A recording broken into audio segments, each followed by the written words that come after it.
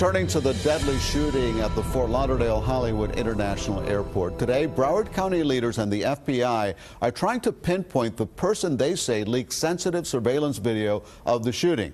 We wanted perspective on the case, and we turned to former Broward County Sheriff Al Lamberti. Lamberti believes whoever leaked the video tampered with evidence. Lamberti called it basic handling of evidence that was violated and foresees major problems for the prosecution based on the widespread viewing of the surveillance video. He says in a case of this magnitude, the first people to watch that video should be the jury deciding Santiago's fate. So many people are going to watch this, and I guarantee you a defense attorney is going to make the claim that releasing that video has contaminated the jury pool.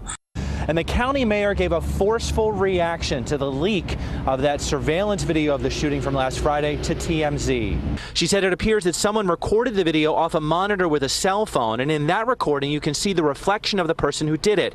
We enhanced the video, and in it you can see a few body parts, like an arm on the right side of the screen and a hand in the middle area.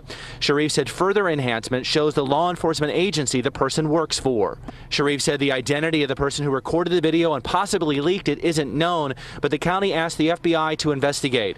That video shows the last seconds of someone's life, and their family member has to continue to look at that every single day on national television. As seen on this airport surveillance video obtained by TMZ, 26-year-old Esteban Santiago pulls out his pistol and opens fire.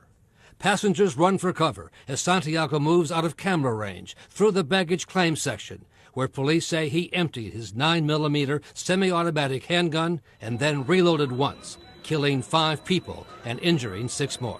I reached out to the FBI this morning to see if they had any updates into the investigation of this video leak. They told me they do not. A deputy has been suspended with pay stemming from the investigation of that leaked airport security video to TMZ, the video showing the shooting at Fort Lauderdale Hollywood International. That's right. According to Broward County Mayor Barbara Sharif, there was a reflection in the video that was provided to TMZ of that surveillance video that apparently investigators were able to enhance and determine which agency the person who recorded that video worked for. As you mentioned just before we went on air, the Broward Sheriff's Office confirmed to us that Deputy Michael Dingman, we don't know any more information about him than that. Deputy Michael Dingman has been suspended with pay in this case. The suspension of a Broward Sheriff's deputy following the leak of sensitive surveillance video from inside Fort Lauderdale Hollywood International Airport. And that deputy suspended with pay as the investigation moves forward. And we can report tonight that a Broward Sheriff's deputy has been suspended, accused of releasing this sensitive surveillance video. The leak of this airport surveillance video showing accused killer Esteban Santiago seconds before gunning down 5 people on Friday landed 21-year BSO deputy Michael Dingman in serious trouble. According to BSO, Dingman, who's been assigned to the airport for several years, is suspended with pay while being investigated for disclosing or using confidential criminal justice information, discretion, and conduct unbecoming an employee. When I found out that a video had been released and that a suspect was one of our very own, I was very angry. In fact, take a look at a statement that we just received from Broward Sheriff Scott Israel. It reads in part, "Our investigation is moving forward. We are making progress and aggressively pursuing this case. Today I suspended a deputy with pay in connection with this active investigation." Lamberti believes whoever leaked the video tampered with evidence. Lamberti called it basic handling of evidence that was violated and foresees major problems for the prosecution based on the widespread viewing of the surveillance video. That releasing that video has contaminated the jury pool. He faces several charges, including tampering with or fabricating physical evidence and violating public records law. Whoever did this, it was repulsive, it was despicable, it could possibly be illegal. Israel said the decision to suspend Dingman came after consultation with the FBI. We conferred and we agreed that right now a suspension is the practical, appropriate measure as we move forward. Michael Dingman is suspended with pay, and he was suspended earlier this year. Yesterday, he turned himself in to fellow deputies. He is accused of secretly recording security footage of suspected gunman Esteban Santiago as he allegedly shot up Fort Lauderdale Hollywood International Airport. Dingman's reflection was allegedly captured on camera. That's right, Elliot. Broward Sheriff Scott Israel said Deputy Michael Dingman betrayed BSO and his oath as a law enforcement officer.